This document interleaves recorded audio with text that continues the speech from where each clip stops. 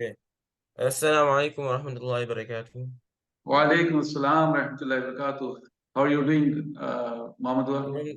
Good, good, alhamdulillah. How are you? Alhamdulillah, alhamdulillah. Sir, I've been learning Arabic grammar in Bara Institute since June, and it's almost 6 months now. And I've noticed your teaching method is very methodical in the way you take your time to let us review and that kind of stuff, which I enjoy personally. And I'm thankful that you're teaching us that way. I just have a few questions to ask. And my first question is, how does learning Arabic grammar connect with the Quran? Jazakallah khairan. First of all, Mamadou, for appreciating and acknowledging the methodology what we have adopted to teach our students.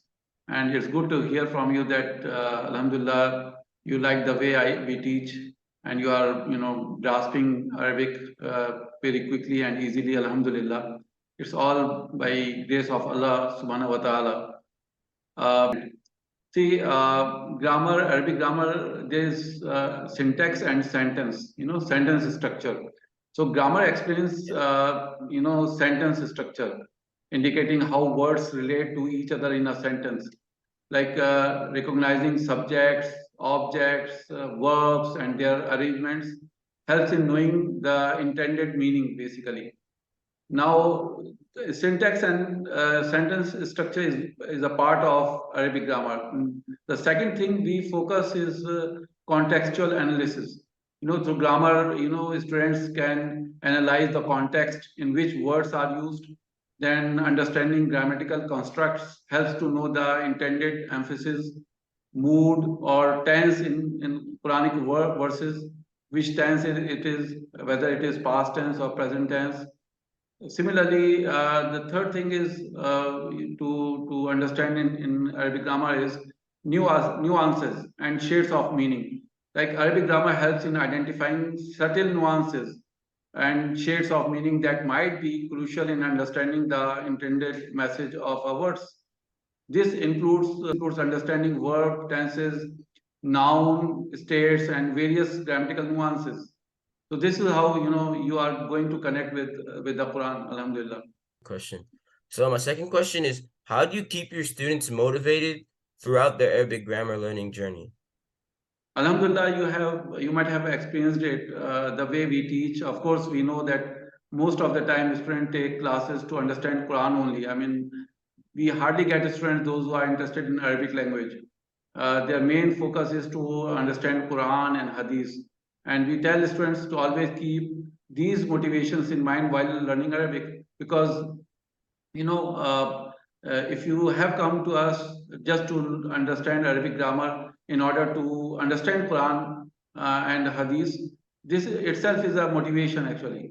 So what we do from our part, we provide a positive and supportive learning atmosphere while demonstrating the practical benefits of Quranic Arabic. That's what it's from our part, Alhamdulillah. That makes sense. Thank you.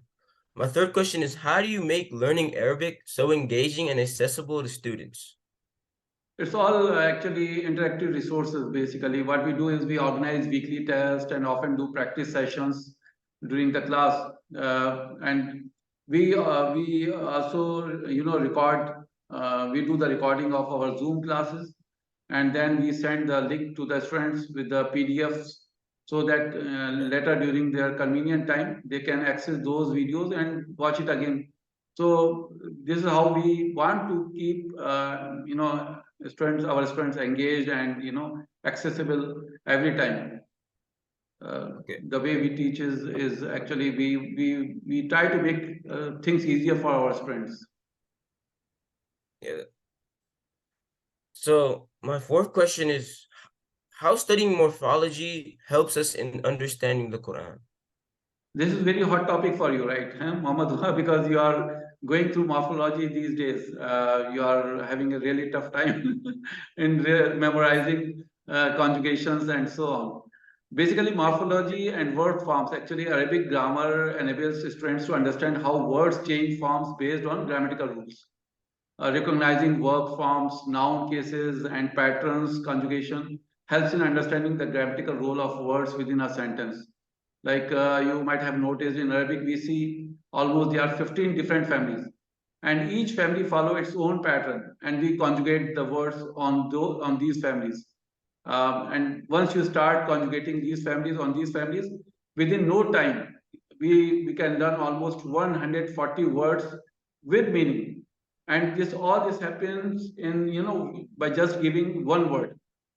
Suppose if I remind you of today's morning session, that we gave you nasara, and you say nasara is a past tense, right? Then you say yansuru. Then yansuru is a present tense. Then you comes to masdar nasran. Then you go to isme fa'il nasirun. Then nusira yunsaru nasran fahuwa mansurun. Al-amru minhu unsur. Wa nahyu anhu la tansur. Wa zarfu minhu mansarun mansirun mansaratun.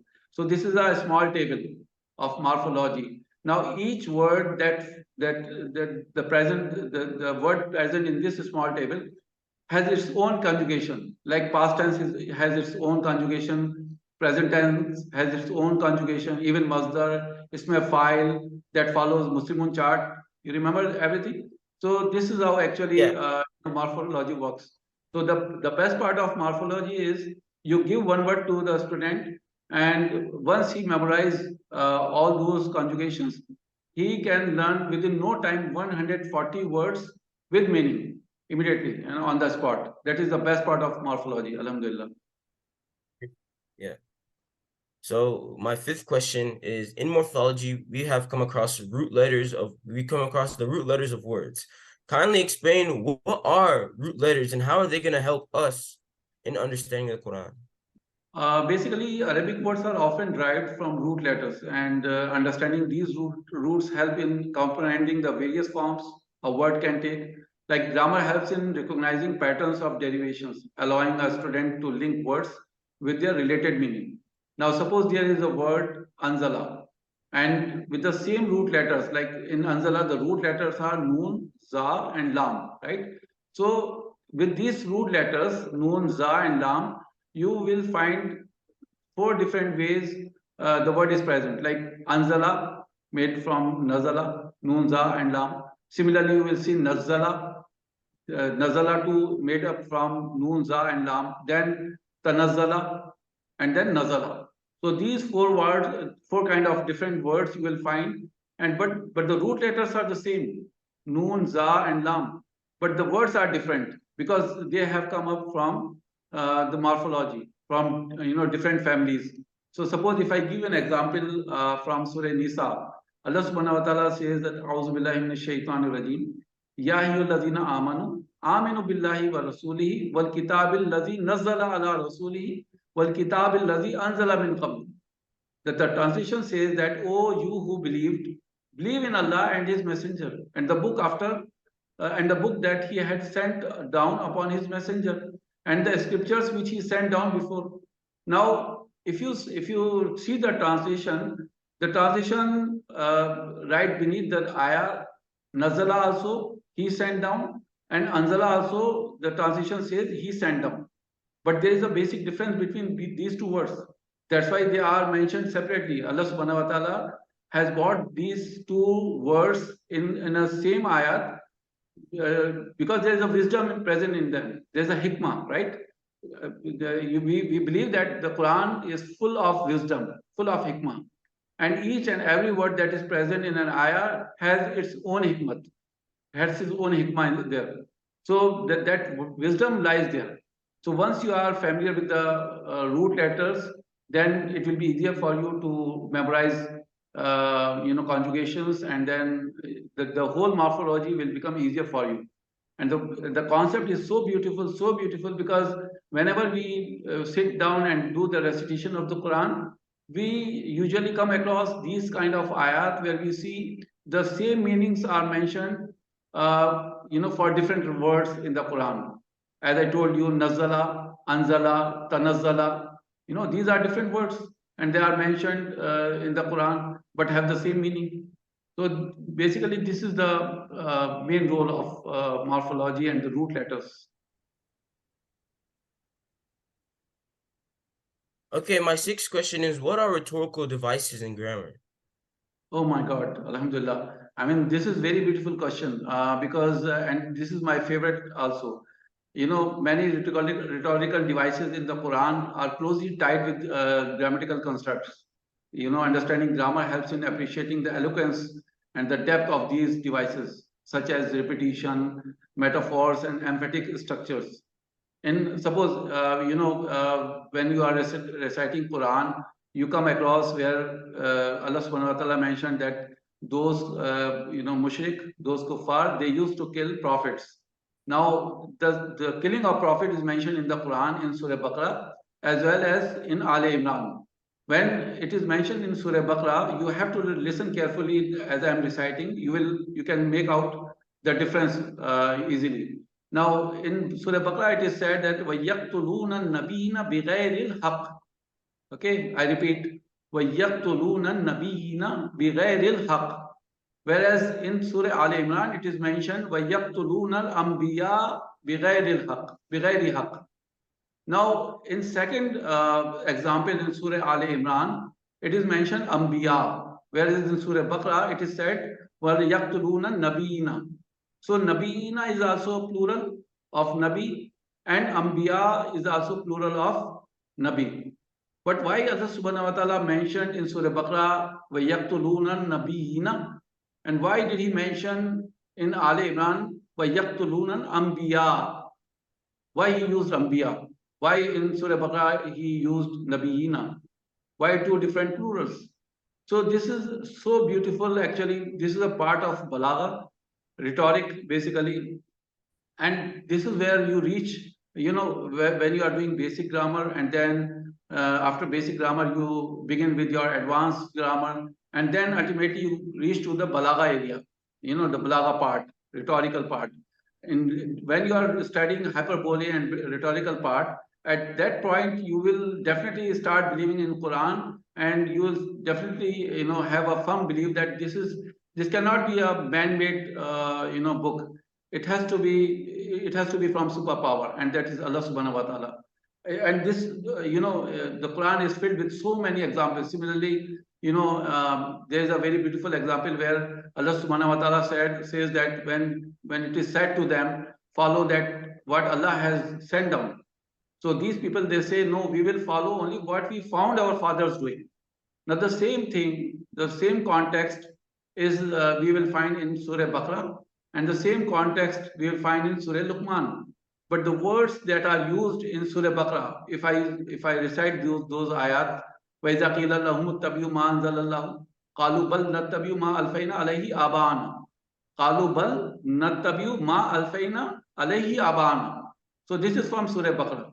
They said that Alfaina alayhi means we found our fathers. Abna'ana, we found our fathers. Now to find it, the word used here is Alfaina, we found. But when you go to Surah Luqman, and the same wordings are used there, except when it is said to them, Qalu, they say, Qalu bal nattabi'u ma wajadna alayhi abana. Now they are not using Alfaina, they are using Wajadna. And Wajadna also means we found. But why Allah subhanahu wa ta'ala picked these two different words, these two different fails? Alfaina also means we found, and Wajadna also means we found. But Allah subhanahu wa ta'ala picked these two different words, and because there has to be some wisdom lying there. And we are unable to understand because we are not familiar with Arabic language. That is the so unfortunate thing happening to this ummah. So once we are familiar with Arabic language, and then we go to Balagha, and you reach Balagha part, and you will start liking this Kalam Allah so much that you will, it will possess you. It won't let you go, away from its circle area. So this is the beautiful part of Balagha, rhetorical part. Similarly, so many examples because this is one of my favorite. If you say, in Surah Qadr, Allah subhanahu wa ta'ala says, Tanazzalul malaikatu wa ruhu fiha bizni rabbihim min kulli amr. Tanazzalul malaikatu. The malaika, they descend. This is what it translates. But when you go to Surah Fussilat, it is said, Tatanazzalu alayhimul malaika. Now the same translation goes here that malaika descends upon them. So why in one of the area, in Surah Qadr it is said tanazzalul malaikatu, whereas in Surah Fussilat it is mentioned tatanazzalu alayhimul malaika.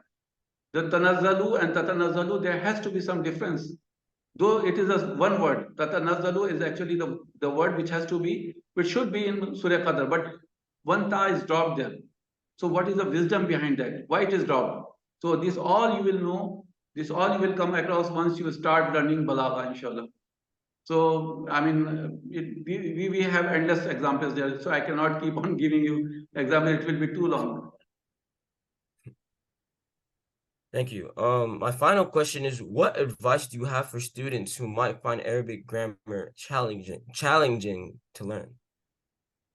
See, learning Arabic can indeed pose challenges, but patience and effective strategies can make it more manageable.